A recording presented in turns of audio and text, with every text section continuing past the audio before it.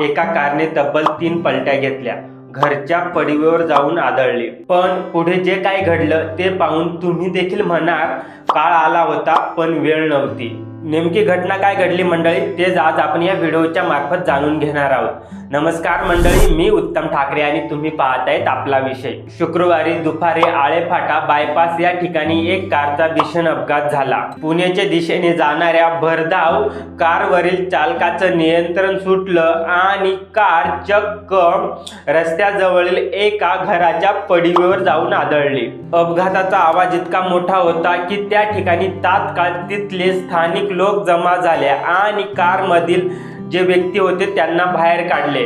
कारमध्ये एक 1.5 वर्षाचं लहान बाळ होतं आणि 3 वर्षाचा मुलगा आणि त्यांचे आई वडील। जे लहान मुलं होते ते मोठ्याने रडू लागले होते, पण स्थानिकांनी त्यांना चॉकलेट देऊन शांत केले। पण मंडळी, या ठिकाणी चांगली गोष्ट म्हणजे जे लहान बाळ होतं त्याला किरकोळ लागलं आणि जो 3 वर्षाचा मुलगा होता त्याला कोणतीही दुखापत झालेली नाही। मात्र या अपघातामध्ये जे आई वडील होते त्यांना गंभीर दुखापत झालेले, त्यांना तात्काळ दवाखान्यामध्ये रुग्णालयामध्ये दाखल करण्यात आलेले, त्यांच्यावर उपचार सुरू आहेत।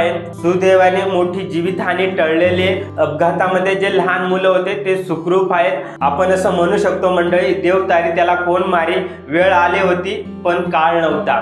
मंडळी, थांबू या व्हिडिओमध्ये याच ठिकाणी, भेटू पुन्हा एका नवीन व्हिडिओमध्ये। तोपर्यंत धन्यवाद।